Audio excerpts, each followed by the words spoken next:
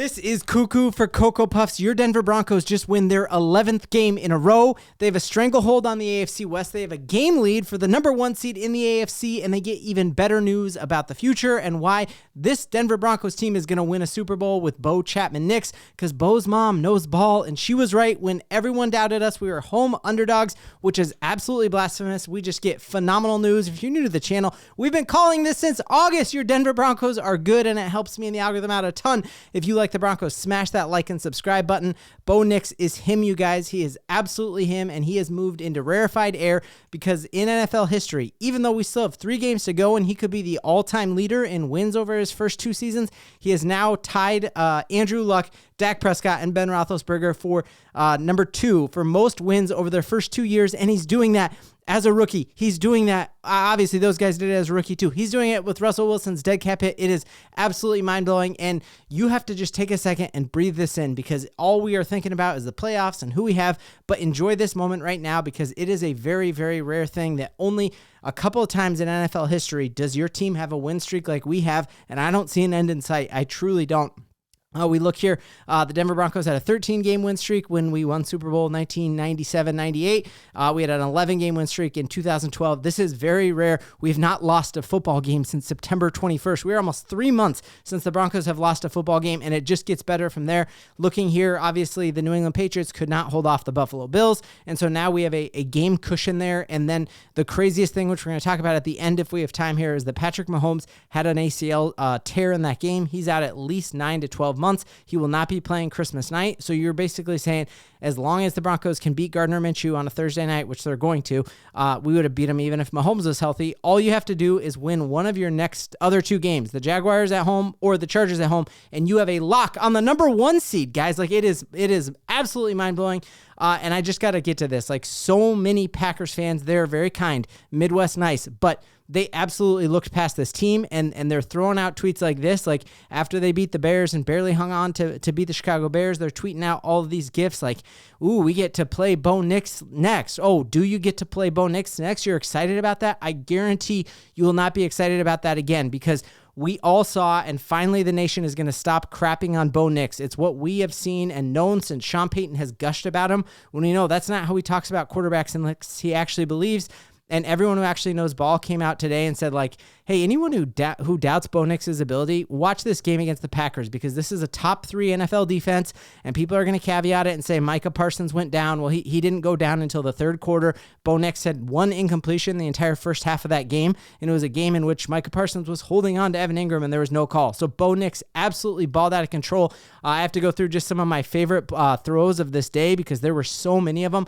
I loved Bo Nix's ability, even in muddy pockets, to step up into the pocket and not have happy feet. The difference between this game and the Raiders game on Thursday night a couple weeks ago, Bo Nix has hit this next level of confidence, and the NFL should be absolutely terrified. This throw is just on a 2nd and 15, and I can't tell you how many times did we have 2nd and 20s, 1st and 20. Like Bo Nix was behind the sticks all the time because of false starts and holds and blown plays, and he is just absolutely wheeling and dealing. And the Troy Franklin drops that we worried about early in the season are absolutely gone, and you see why Sean Payton did not make a single move to go out and get a wide receiver, even though Debo said he wanted to come to Denver. Stephon Diggs rumored to Denver. We heard Cooper Kupp wanted to come to Denver, and Sean Payton's like, I feel good about my wide receiver room. You absolutely see why that's the case today. Loved that pass right there. This was probably the throw of the day, right? The Broncos were down 23-14. Felt like, oh man, if we don't score soon, we're in trouble. And Courtland Sutton proved to the world today he is a wide receiver 1. Like the amount of times he went up, and I feel like that was his posture for every single catch, was going up and getting it. And Bo Nix has gotten rid of those bover throws, as they were, the haters were calling them. Courtland Sutton with just some amazing catches. So those were the only 2 touchdown passes that Bo threw that were to household names at all. The other people he threw touchdown passes to were guys who literally were on the street, walking on the street, cut from other teams' practice squads. And so for Bo Nix to be doing this throw here was unconscionable. Like you're down 7, you've been outplayed this entire game, and you throw it there in between 3 dudes to Lil Jordan Humphreys. He caught this touchdown pass. My wife starts screaming, and she's like, we have a guy on our team named Lil? That's my new favorite player. And yeah, that's a guy that the New York Giants just cut, and the Broncos are like, yeah, come back to the Denver Broncos. And then this one here, another guy who's bounced around. I think he's been cut 5 times in his NFL career, Michael Bandy. Again, Bo Nix, you got Micah Parsons here. This is before he went out there, so any of the haters, you see Bo Nix evade the pressure and not run to, like he could have scrambled and run for that first down, and at first I'm screaming, just run for the first down. Bo Nix sees it, and it's developed. Guys, this has clicked in for Bo Nix, and he has the skill here and the confidence to take this team on an incredibly deep playoff run. All of the concerns we had, we in the back of our minds were like, we know Sean Payton's playbook is the most advanced playbook in all professional football, and that you're not able to like start on chapter 60 on week 1, and that just like last year, he'd be getting better each and every game, and absolutely he did. This was his best game he's ever played against the best defense he's played this season. I'm now excited. Give me the Houston Texans. Give me anyone you want, because you see Bo Nix go 19 for 25. Definitely at least a couple of drops in there, a couple of missed holding calls there. Almost 250 yards, 4 touchdowns, 0 interceptions, and 146 passer rating against a top 3 NFL defense. Bo Nix has hit another level, and it should terrify the NFL. And I think it is. Like the Denver Broncos, we're in first place in the AFC, and that should scare teams. And the other really interesting thing here is Respect My Coast had this great tweet here. All along, people are like, well, Bo Nix is captain check down. He proved that wrong. Well, Bo Nix has an elite defense, so that's why he's doing this. But meanwhile, we actually see the defense that did not look that elite today. Like they were moving the ball a ton, 5 straight scoring drives, and I think they're going to bounce back and learn from that.